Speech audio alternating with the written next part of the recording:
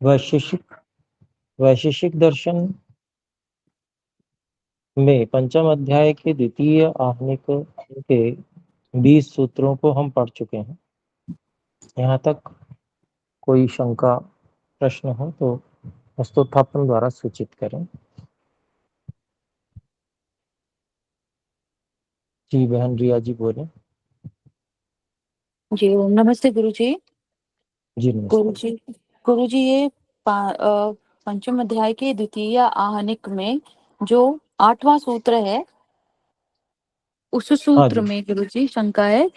यहाँ पर जो दो बातें कह रहे हैं कि संघात और विलयन में जो तेज है उसका संयोग, तो उसको जो तेज है उसको दो प्रकार से बताया। शांतस्य दिव्यस्य तेजः और तापवतः पार्थिव तेजसः संयोगः। गुरु जी ये जो दोनों है इनको एक बार फिर से समझा दीजिए गुरु जी। ये 8वें, अच्छा जी गुरु ठीक जी, है। 8 में तीसरी चौथी पंक्ति। ठीक है जी, देखिए ये जैसे आजकल की भाषा में समझेंगे तो आजकल की भाषा में तो जैसे डिग्री सेंटीग्रेड में समझते हैं जी गुरु जी। ताप को, है ना। जी जी तो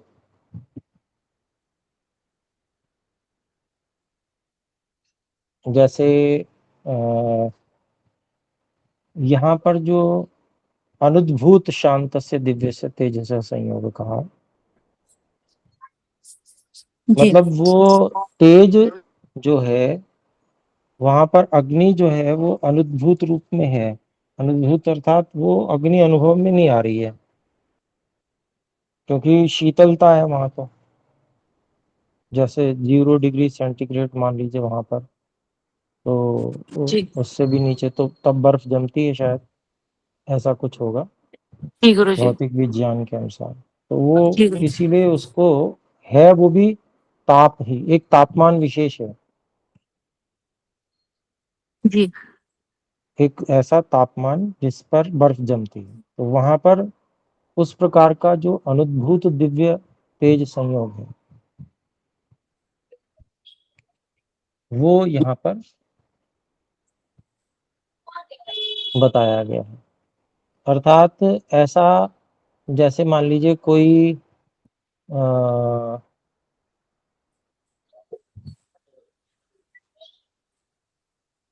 एक निश्चित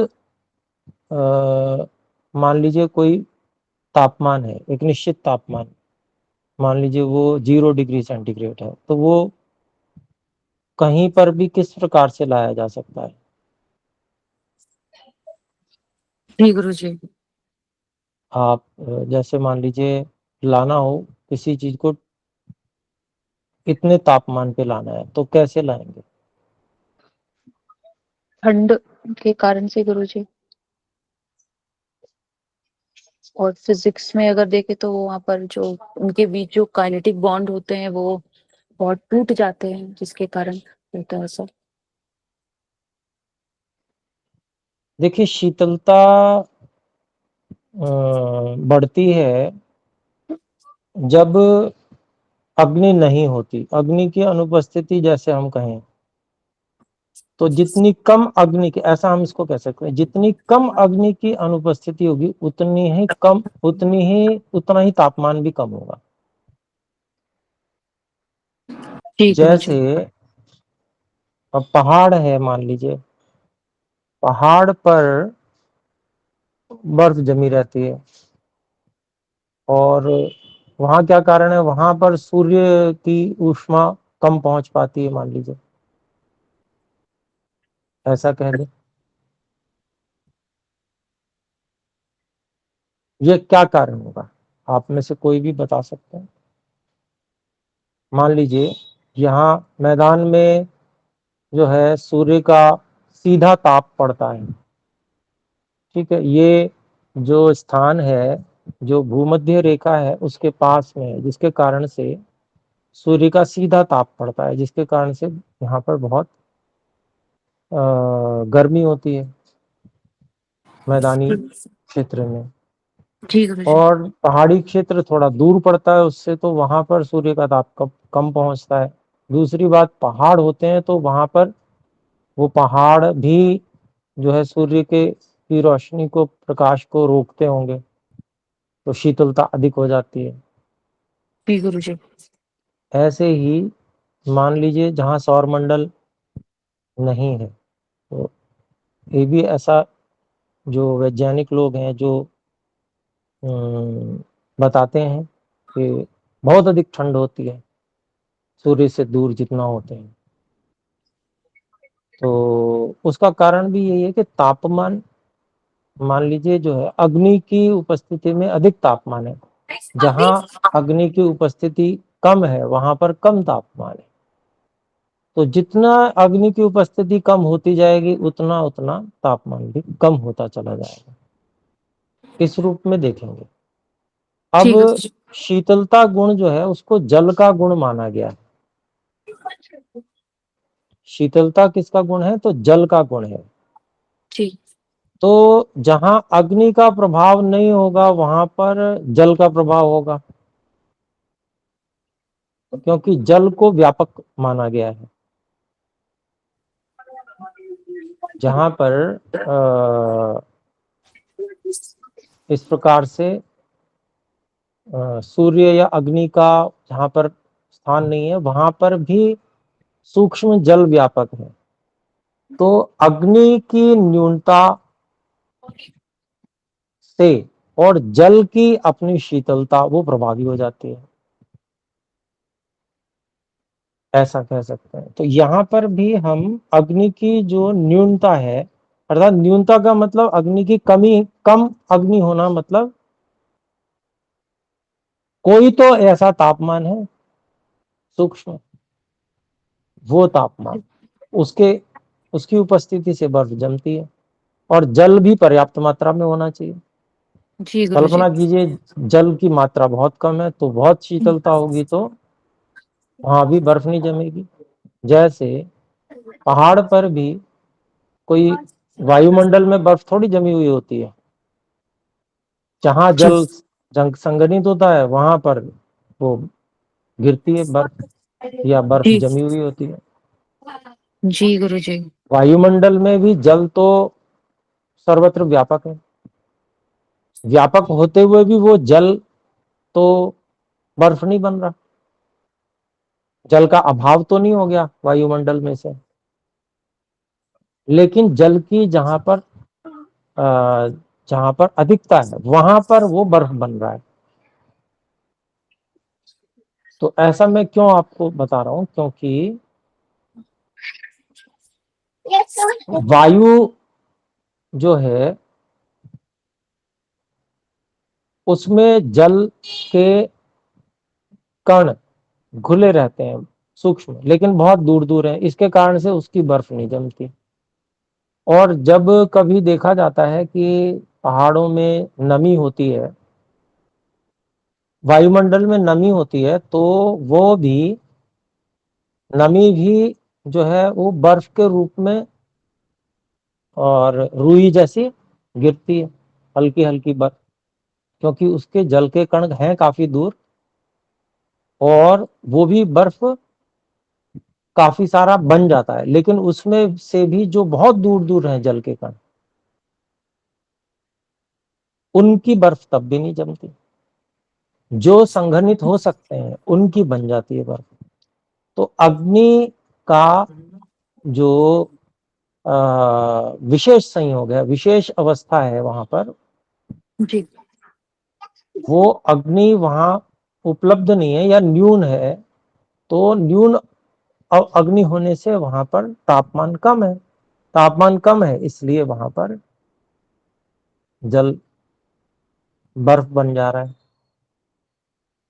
तो ये अनेक जगह हम उदाहरण देखते हैं। तो ये जो अग्नि है वो, अग्नि और जल इनका संतुलन है जी सारी गुरुजी। सृष्टि में, पूरी सृष्टि में अग्नि और जल का संतुलन है। तो अग्नि कम होती जाएगी तो तापमान कम होता जाएगा वहां पर, लेकिन अग्नि है। और जल का प्रभाव बढ़ता जाएगा क्योंकि जल भी वहां पर है, जी गुरुजी। तो शीतलता उसकी जल की पता चलती है। लेकिन अग्नि संयोग जो है वो आजकल का विज्ञान भी उसको स्वीकार कर रहा है हर जगह, कि अग्नि का कहीं कम संयोग है, कहीं अधिक संयोग है, क्योंकि वो तापमान को नाप रहा है, ना कि शीतलता को नाप रहा है। शीतलता को तो नहीं नाप रहा, वो तापमान को नाप रहा है डिग्री सेंटीग्रेड में, मान लीजिए। जी। तो तापमान गिर गया मतलब कम हो गया, मतलब अग्नि का संयोग कम हो गया। ये जल और अग्नि का संतुलन है, तो उस संतुलन में अग्नि कम हो रही है, जल का प्रभाव बढ़ रहा है। जल उतना ही है, जहां पर व्यापक है जल उतना ही है, लेकिन जब अग्नि कम हो गई तो जल का प्रभाव बढ़ गया, शीतलता बढ़ गई। तो वहां पर कुछ जितना भी है, चाहे वो माइनस में समझे हम, वहां पर वो तापमान माना जाएगा, अग्नि का न्यून संयोग माना जाएगा। जी इसको इस गुरुजी। तरह से अपने को समझना है। जी गुरुजी। और जहां पर अब पिघल रहे हैं वहां तो अग्नि का विशेष संयोग है, वो पार्थिव इसलिए कहा, पार्थिव तेज ऐसा संयोग है। जी गुरुजी। तो मतलब पार्थिव तेज कैसा हुआ, यानी कि आपने लकड़ी जला दी तो वो पार्थिव तेज मान लिया जाएगा। वैसे तेज कोई पार्थिव नहीं हो सकता, लेकिन जहां से तेज, जहां पर एकत्रित है अग्नि, सूखी लकड़ी में अग्नि एकत्रित होती है और वो प्रकट हो जाती है जब उसे जलाया जाता है। सूर्य क्या कर रहा है, सूर्य लकड़ी पड़ी हुई है उसमें से जल को उड़ा दे रहा है और अग्नि को भर दे रहा है, ऐसा समझ सकते हैं। जी गुरुजी। तो मतलब वहां पर फिर अग्नि प्रकट हो जाती है, जो छुपी हुई अग्नि है। तो ऐसे उसको पार्थिव तेज कहा जाएगा। वैसे कोई ऐसा तेज नहीं होता जो पार्थिव हो, लेकिन यहाँ पर केवल उस दृष्टि से कि जो जहां पर बहुत सारी अग्नि एकत्रित है और वो अग्नि प्रकट हो रही है जहां से, तो इसलिए उसको पार्थिव तेज कह रहे हैं। ठीक है जी। जी गुरुजी। जी स्पष्ट हो गई बात गुरुजी, बढ़िया से स्पष्ट हो गई। यानी ये 0 डिग्री जितने भी हमने पढ़े हैं वो उसमें तापमान है, यानी वहां पे अग्नि है, न्यून रूप में है, लेकिन अग्नि तो है वहां पर। हाँ हाँ जी, जी गुरुजी। बिल्कुल। अग्नि जी। और जल का संयोग सर्वत्र है, कहीं पर अग्नि प्रधान है, कहीं जल प्रधान है। जी गुरुजी। तो लेकिन अग्नि का की मात्रा अवश्य है। तो क्योंकि ऋषियों ने भी अग्नि के संयोग को ही वहां पर कारण माना है, तो उसी परंपरा से आजकल भी तापमान को ही बताया जाता है, ताप को बताया जाता है।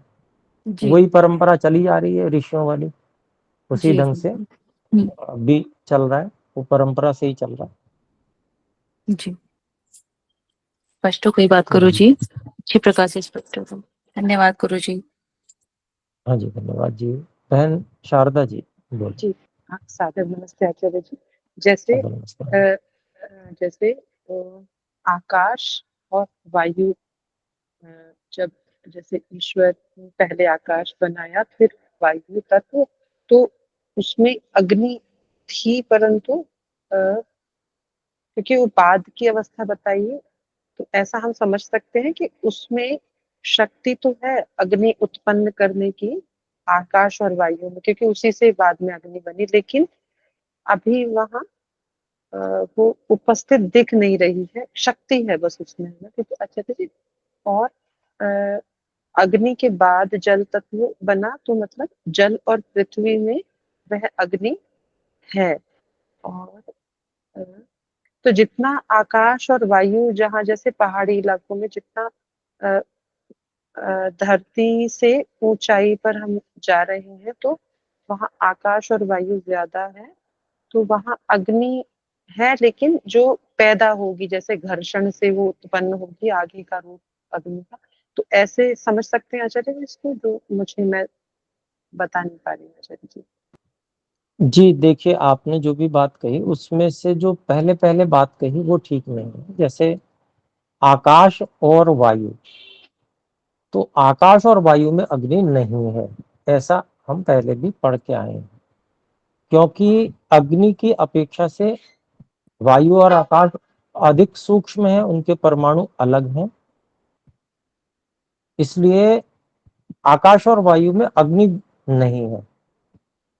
आकाश क्योंकि सबको स्थान प्रदान करता है, इसलिए आकाश में अग्नि भी है। और वायु जो है,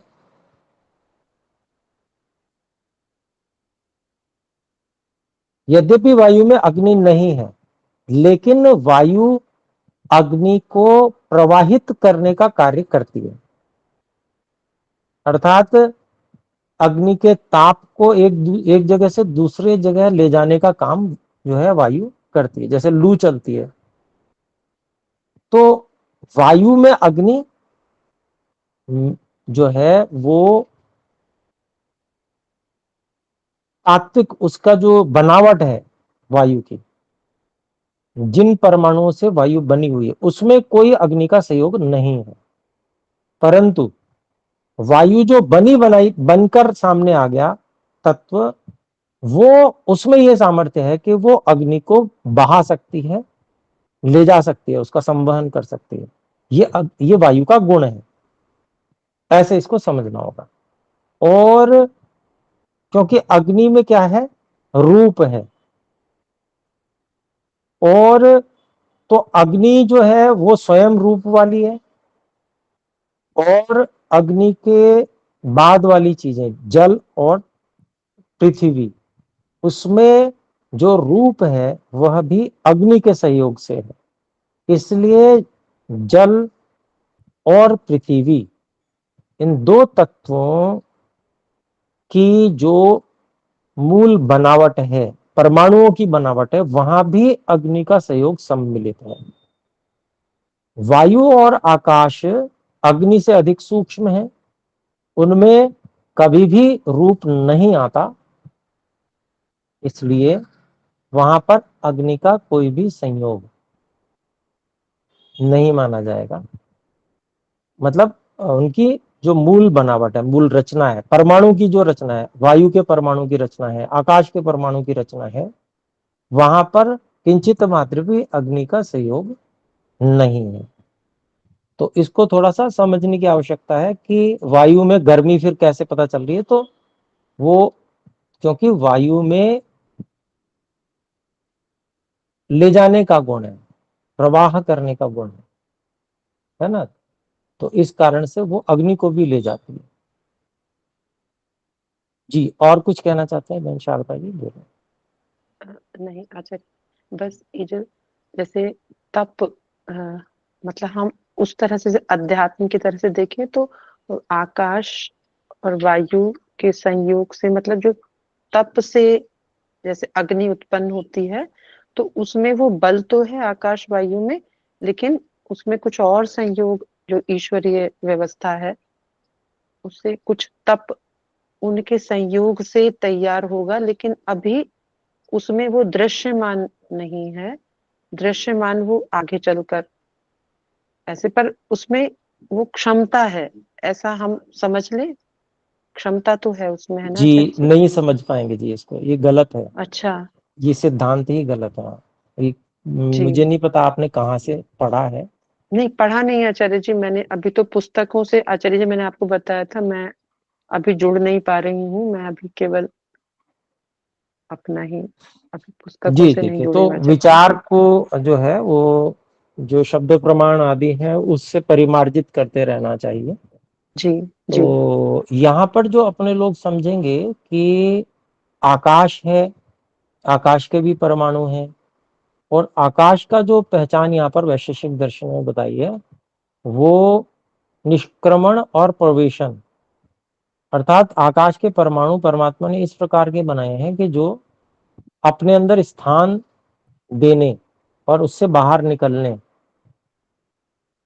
की सब वस्तुओं को अपने अंदर ऐसी अनुमति देता है। मतलब वो उस तरह की बनावट है कि उसमें सब चीजें आ जा सकती हैं। आकाश, तो आकाश के जो परमाणु हैं वो मिलकर, बहुत सारे परमाणु मिलकर आकाश ये बना है। अगर हम थोड़ा सा उदाहरण ले वायु का, तो लगभग वायु जैसा ही है। वायु और आकाश में इतना ही अंतर है बस कि जब कोई वस्तु वायु के बीच से जाती है तो वायु को चीरती हुई जाती है, अर्थात वायु के परमाणु इधर उधर हटते हैं, तब कोई भी वस्तु वायु के बीच में से जाती है। आकाश में ऐसा नहीं है। आकाश के परमाणु दाएं बाएं हटते हो तब कोई वस्तु जाती हो, ऐसा नहीं है। आकाश की बनावट ही ऐसी है कि वो, आकाश के परमाणु ही ऐसे हैं कि वह अपने अंदर आने जाने का सभी अन्य जो द्रव्य हैं उनको स्थान देता है। तो आकाश का ये है जो वायु से बिल्कुल भिन्न है। वायु की बनावट से आकाश बिल्कुल भिन्न है। उसमें घर्षण नहीं है, आकाश में घर्षण नहीं है, वायु में घर्षण है। तो इसीलिए जब पक्षी उड़ता है तो वो वायु के जो परमाणु हैं उनको दबाकर और ऊपर की ओर उड़ता जाता है। आकाश में अपना स्थान आकाश में ऊपर की ओर बनाता जाता है, वायु के परमाणुओं को नीचे दबाकर। तो जी इसलिए जी वो आचार्य वायु में जी। तैरता है। हाँ घर्षण, और हाँ घर्षण से, जी आचार्य जी। जी, घर्षण जो है वायु में, वो घर्षण की शक्ति है, स्पर्श है इसलिए, लेकिन अग्नि वहां नहीं है। वायु वायु से टकराकर अग्नि उत्पन्न नहीं करेगी,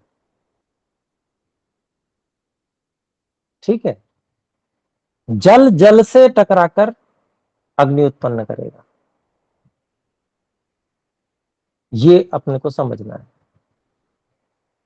वायु किसी और चीज से, मान लीजिए पार्थिव चीज से टकराकर और वहां अग्नि अगर उत्पन्न होती है, तो इसका अभिप्राय हुआ कि वायु जिस अग्नि को प्रवाहित करके ला रही है, और पार्थिव में वस्तु में जो अग्नि पहले से विद्यमान है, वहां पर उसके कारण से अग्नि प्रकट हो रही है। अगर कहीं होता है ऐसा उदाहरण मिलता है तो, नहीं मिलता है तो कोई बात नहीं। पर वायु ही वायु से टकराए, दो वायुएं आपस में टकराएं और अग्नि उत्पन्न हो जाए, ऐसा नहीं होगा। ऐसे उससे चक्रवात आ जाएगा, घूम जाएगी वायु, वायु से ऐसा देखा जाता है ना, चक्रवात आता है, तो वो हो जाएगा, लेकिन अग्नि को वो उत्पन्न नहीं करेगी वायु, ठीक है जी। हाँ जी आचार्य जी, मतलब क्योंकि अगला स्टेप है तो वो उसके घर्षण से अगला स्टेप जैसे अग्नि का आएगा उत्पन्न होने का, वो जो भी ईश्वरीय व्यवस्था है। ईश्वर की जी व्यवस्था में ईश्वर परमाणु निर्माण करते हैं सीधे। जी जी अग्नि का जी। अलग ही परमाणु है, आप बिल्कुल अच्छा। अलग मान लीजिए, वायु ओ से कोई जी संबंध नहीं है। जी अग्नि का बिल्कुल। वायु से केवल इतना संबंध है कि अग्नि में जो स्पर्श है वो वायु की सहायता से है। अग्नि में जो स्पर्श है वो वायु की सहायता से है।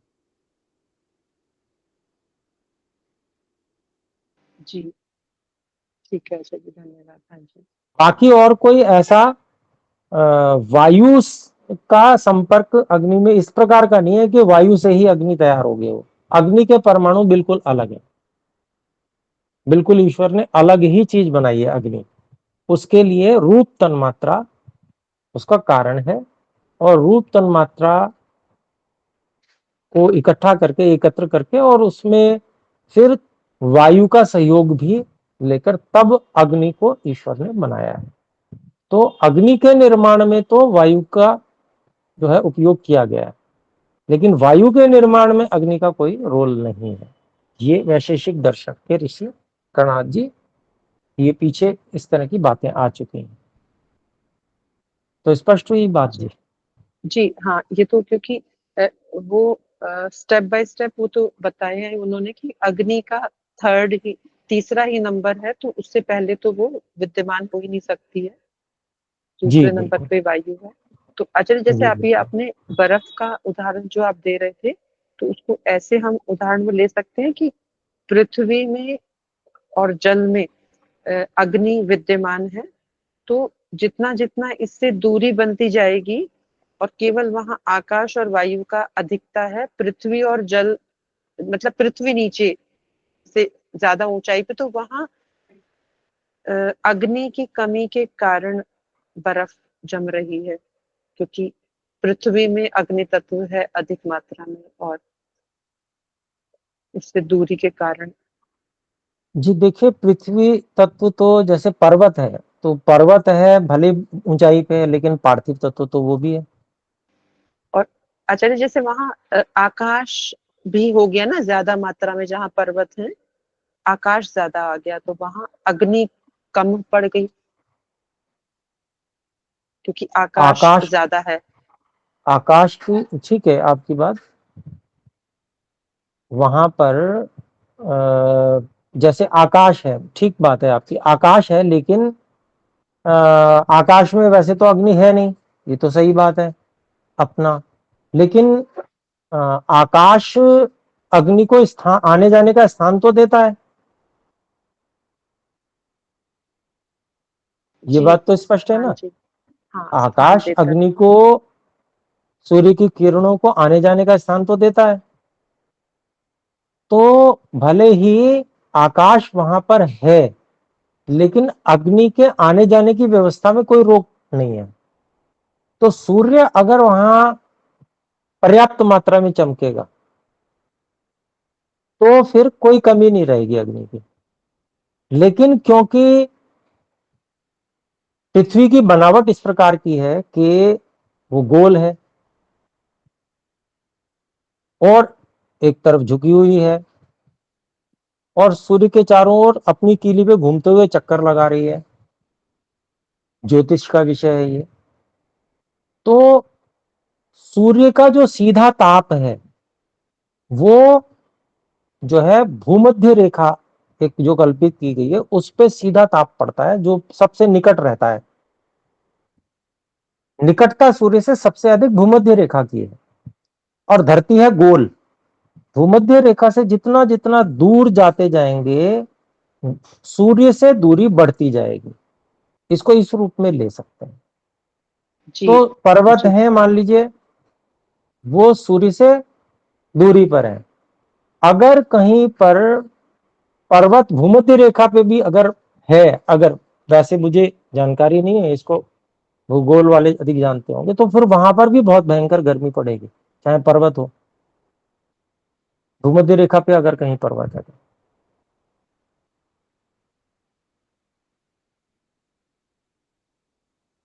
क्योंकि आकाश बिल्कुल भी रोक नहीं रहा है अग्नि को, वो उसको आने जाने का पूरा मार्ग प्रदान कर रहा है। तो जो सूर्य की किरणें हैं वो बिल्कुल सीधी जाएंगी, और जो निकट होगा, जो स्थान निकट होगा सूर्य से, तो आप देखेंगे ना, गोल चीज है जैसे बॉल है, तो सामने से टॉर्च दीजिए उसके ऊपर, टॉर्च की लाइट, तो सबसे ज्यादा लाइट जो गेंद का बीच का भाग है उस पे आएगी, और जितना जितना वो उसका जो सरफेस है वो साइड में जाता जाएगा, उतनी उतनी वहां पर लाइट कम हो जाएगी, और पीछे जाके वो लाइट बिल्कुल बहुत कम हो जाएगी, है ना जी? तो अर्थात जो लाइट है वो, अर्थात उसका जो प्रकाश है, वही तो, वो भी तो अग्नि ही है, अग्नि के परमाणु ही जा रहे हैं वहां पे। तो इसको इस रूप में समझना होगा कि अग्नि की उपस्थिति कहीं कम कहीं अधिक है। आकाश में अग्नि है, नहीं है, और धरती में अग्नि का अंश रूप की दृष्टि से है केवल। तापमान की दृष्टि से तो प्रकट अग्नि जितना उस पर प्रभाव डालेगी, उसका प्रभाव होगा। जैसे उदाहरण के लिए लोहा है, लोहा पार्थिव है। जब आप लोहे के तवे को गैस या चूल्हे के ऊपर चढ़ाते हैं तो वो गर्म होता है,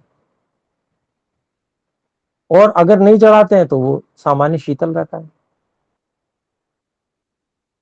तो वहां पर जो अग्नि का सहयोग है पार्थिव वस्तु में, वो केवल रूप को प्रकट करने के लिए है। वहां अग्नि की उष्णता ऐसी कोई विशेष, क्योंकि वो परमाणु के स्तर पे, बहुत सूक्ष्म स्तर पे अग्नि लगी हुई है वहां पे, तो उसका ऐसा कोई प्रभाव हो कि वो ज्यादा गर्म होगी आकाश के अपेक्षा, ऐसा समझ में नहीं आता।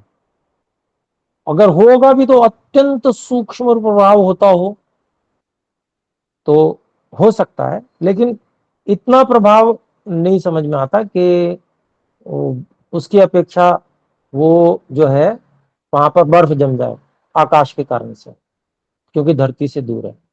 वहां पर सीधा कारण केवल ये समझ में आता है कि सूर्य से दूरी है, इसलिए वहां अग्नि कम है, और सूर्य से जहां निकटता है वहां पर अग्नि अधिक है, ऐसा। और जहां पर कम है वहां पर सूर्य से दूरी कम अधिक है, जहां पर वहां पर शीतलता अधिक होगी, अग्नि का संयोग कम रहेगा, इसके कारण से वहां पर बर्फ जमेगी। ये कारण हो सकता है। वैसे और भी विचार किया जाए इस पे, अभी तक जितनी बात समझ में आई है वो सामने रखी है, और विचार किया जाए। और जी भी जो वैज्ञानिक लोग हैं उनसे भी संपर्क करके और पता करने का प्रयास किया जाए कि क्या कारण वैज्ञानिक लोग मानते हैं, जो भौतिक वैज्ञानिक लोग हैं सीधा सीधा, तो उससे और ज्यादा स्पष्टीकरण हो जाएगा। क्योंकि देखिए, जो भी विज्ञान है वो भी कहीं ना कहीं परंपरा से ही आ रहा है। भले ही लोगों ने वेद का नाम लेना बंद कर दिया, ऋषियों का नाम लेना बंद कर दिया, इसका मतलब ये नहीं है कि वो अपने आप कहीं से ले आए हैं। वो उसी परंपरा से आ रहा है जो आरंभ से वेदों से और ऋषियों से चलती हुई आ रही है। जी, चलिए ठीक है, धन्यवाद आचार्य जी। हाँ जी। धन्यवाद जी। ठीक है, अच्छी बात है, कुछ विवेचन होना चाहिए जिससे बातें स्पष्ट हों। तो आइए हम देखें, थोड़ा सा समय शेष है तो हम देख सकते हैं। 20 सूत्रों तक हमारा हो गया था, 21वें सूत्र को देख लेते हैं जितना हो सकेगा। तो 21वें सूत्र की भूमिका है, तमसि कर्म न वास्तविकम न च तमो द्रव्यमिति तु परीक्षितम।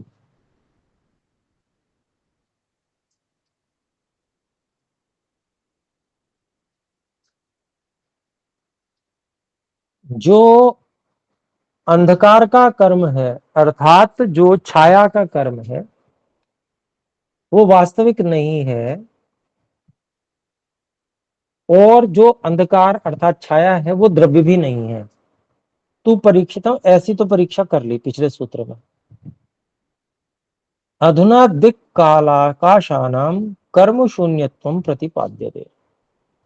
अब क्योंकि एक तो सबसे पहले हमने बात कर ली इसकी, अंधकार की या छाया की, अब दिशा काल और आकाश, इनमें भी कर्म शून्यता है, इस बात का प्रतिपादन कर रहे हैं।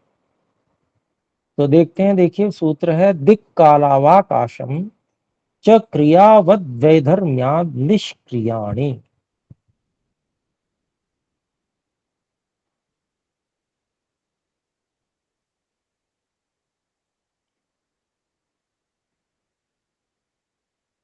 तो अभिप्राय हुआ दिशा काल और आकाश, दिक् कालाव आकाश, दिक् कालो आकाशम, दिशा और काल द्विवचन है, और आकाश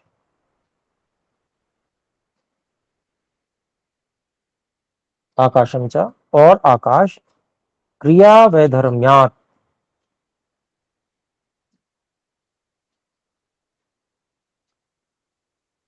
निष्क्रियाणि,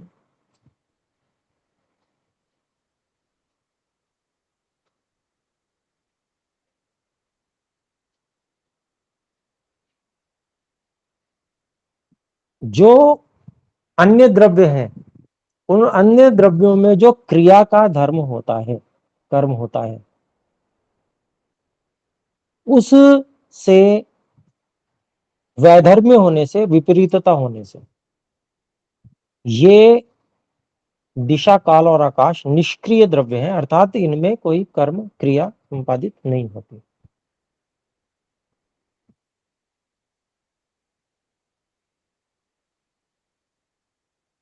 तो आइए भाष्य देखते हैं। दिशा कालाकाशानि दिक्कालाकाशानि द्रव्याणि। दिशा, काल और आकाश ये हैं द्रव्य हैं। तो कहते हैं क्रिया रहितानि, क्रिया रहित द्रव्य हैं। उसी को खोलते हैं कर्म शून्यानि, उनमें कोई कर्म नहीं होता, कर्म शून्य। उसी को खोलते हैं कर्म निष्पाद्य परिणाम रहितानि, कर्म से उत्पन्न होने वाले परिणाम रहित हैं ये। क्रिया वैधर्म्यात् क्रियावद्भ्यः कर्मवद्भ्यः वैधर्म्यात् विपरीत्यात्। क्रिया वाले अर्थात कर्म वाले जो द्रव्य हैं उनसे विपरीतता होने से, तेषाम दिक्कालाकाशा नाम तद विपरीत स्वरूपत्वात्, उन दिशा, काल और आकाशों के उन कर्म वाले, क्रिया वाले द्रव्यों से विपरीत स्वरूप वाला होने से। आगे कहते हैं यत्र यत्र द्रव्य क्रिया, जहां जहां द्रव्य में क्रिया होती है, तत्त दिक देशी द्रव्यम, जहां जहां किसी द्रव्य में क्रिया होती है वह किसी न किसी दिशा और किसी न किसी देश वाले द्रव्य में होती है।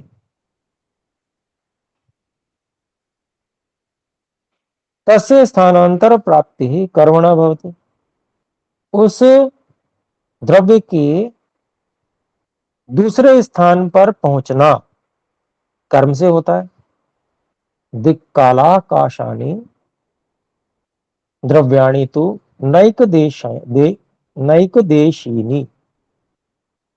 दिशा, काल और आकाश जो है कोई एक देशी नहीं है, मतलब एक ही जगह पे दिशा हो ऐसा तो नहीं है, दिशा तो सर्वत्र है। ऐसे समय एक जगह पे हो ऐसा भी नहीं है, एक देशी नहीं है। किंतु सर्वदेशी नहीं, बल्कि सभी देशों वाले हैं। सर्वत्र व्याप्तानि, ये सब जगह व्यापक हैं, दिशा, काल और आकाश, अर्थात विभूनि। उसी को खोल रहे हैं, विभूनि अर्थात व्यापक है। इति क्रिया वैधर्म्यम, यह कर्म से वैधर्म्य है। कर्म हमेशा एक देशी द्रव्य में होता है, जो सर्वत्र व्यापक है उसमें कर्म नहीं होता, जी कहना चाहते हैं।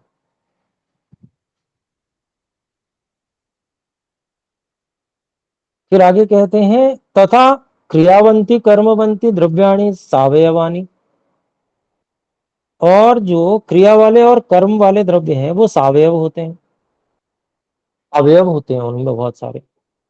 एतानि तो निरवयवानी अमूर्तानी, ये तो जो हैं निरवयव हैं और अमूर्त हैं।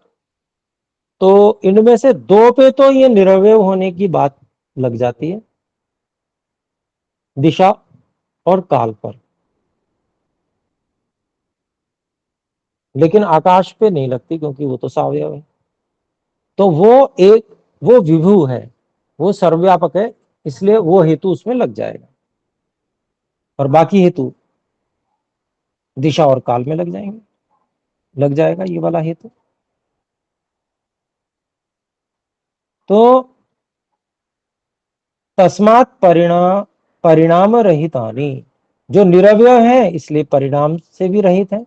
कर्म शून्यानि, इसलिए कर्म शून्य है। क्रिया वैधर्म्यात्, क्रिया वाले द्रव्यों से इनका वैधर्म्य अर्थात विपरीतता, विपरीत स्वरूपता होने से।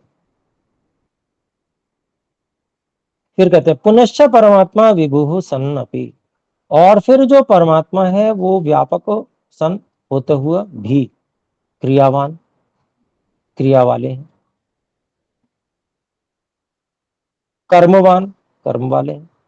अर्थात परमात्मा में कोई कर्म नहीं होता, पर परमात्मा अपनी शक्ति से कर्म कर देते हैं।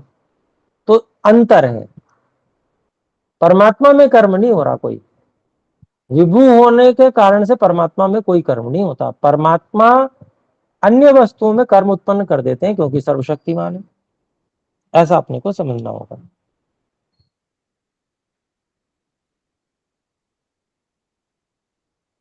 चैतन्य धर्मवत्वात् ज्ञानवत्वात् च चेतयति क्रियाम प्रेरयति जगति। तो क्योंकि परमात्मा चेतन है, चेतन धर्म वाले हैं, और ज्ञानवत्वात् ज्ञान वाले हैं, इसलिए चेतयति अर्थात प्रेरयति जगति क्रियाम, अर्थात वो परमात्मा जो है वो संसार में क्रिया को प्रेरित कर देते हैं। तन्निर्माति परिणयति च परिणमयति च, और उस जगत का निर्माण कर देते हैं और उसका परिणमन कर देते हैं, उसका स्वरूप बदल देते हैं, कारण से कार्य में ले आते हैं उसको। परिणमयति च स्वयं परिणाम रहितो अस्ति, और स्वयं परिणाम रहित है, उनमें कोई परिवर्तन ईश्वर में नहीं होता। क्यों? क्योंकि निरवयवत्वात् विभुत्वात् च, क्योंकि परमात्मा निरवय है और विभू भी है। आपके में शायद निरवयवत्वात् नहीं लिखा होगा तो जोड़ लीजिए, दोनों हेतु हैं ईश्वर में। ईश्वर निरवय भी है और व्यापक भी है, इसलिए परमात्मा में कोई कर्म नहीं होता। स्वयं परमात्मा रूप द्रव्य में कोई कर्म नहीं होता, लेकिन परमात्मा अन्यों में तो कर्म उत्पन्न कर देते हैं। आगे देखते हैं, आत्मा क्रियावान कर्म करता। आत्मा जो है वो क्रियावान है क्योंकि वो एकदेशी है, तो आता जाता है। कर्म करता, कर्म का करने वाला है, दोनों प्रकार से है। चैतन्य धर्मवत्वात् ज्ञान धर्मवत्वात्, चेतनता धर्म वाला होने से और ज्ञान धर्म वाला होने से स्व साधन कर्म करोति, अपने साधनों के द्वारा कर्म करता है। परंतु क्रिया परिणाम रहितो अणु सन्नपि तस्य निरवयवत्वात्, लेकिन यह आत्मा जो है परिणाम क्रिया, अर्थात आत्मा में स्वयं में कोई परिवर्तन नहीं होता, इसलिए वो परिणाम क्रिया से रहित है। अणु रहता हुआ भी, अर्थात अणु परिमाण अत्यंत सूक्ष्म होता हुआ भी वह जो है परिणाम क्रिया से रहित होता है, क्योंकि वो निरवयवत्वात् निरवय है। आत्मा निरवय है, उसमें और कोई अवयव नहीं है। जहां पर अवयव अधिक होंगे वहां पर उनमें कुछ ना कुछ परिवर्तन होता रहेगा। यहां पर ये निरवय है, इसलिए इसमें कोई क्रिया नहीं होती। आना जाना रूप कर्म तो होता है क्योंकि वो एक देशी है। फिर आगे कहते हैं, निष्क्रियत्व प्रकरण, निष्क्रियता के प्रकरण में दिगादिवद आत्म परमात्मनो अपठनाद आचार्य प्रवृत्ति ज्ञापयति तत्र न कर्म शून्यत्वम। तो दिशा आदि के समान आत्मा और परमात्मा निष्क्रियत्व प्रकरण में न पठने से, अपठनात् न पठने से, आचार्य कणाद जी की प्रवृत्ति यह बताती है, ज्ञापयति तत्र न कर्म शून्यत्वम, वहां पर कर्म की शून्यता नहीं है, अर्थात आत्मा परमात्मा में कर्म शून्यता नहीं है। कैसे नहीं है वो बता चुके हैं। फिर आगे कहते हैं, क्रियावत्व प्रकरणे अपाठात तत्र परिणाम कारिणी क्रिया न विद्यते निरवयवात्। तो क्रिया वाले प्रकरण में न पढ़ने से, वहां पर भी नहीं पढ़ा, तत्र परिणाम कारिणी क्रिया न विद्यते, वो इस बात का संकेत करते हैं कि आत्मा और परमात्मा में परिणाम रूपी क्रिया, अर्थात आत्मा और परिवार परमात्मा के स्वरूप में कभी कोई परिवर्तन नहीं होता, न विद्यते, क्योंकि निरवयवत्वात्, क्योंकि ये दोनों ही आत्मा और परमात्मा दोनों ही निरवयव हैं, उनमें कोई अवयव, बहुत सारे अवयव नहीं है, एक ही है वो, एक तो आज इतना ही रखते हैं और विचार कीजिए इस पे, और अगली कक्षा में पूछ सकते हैं। आइए एक बार ओम का उच्चारण करें।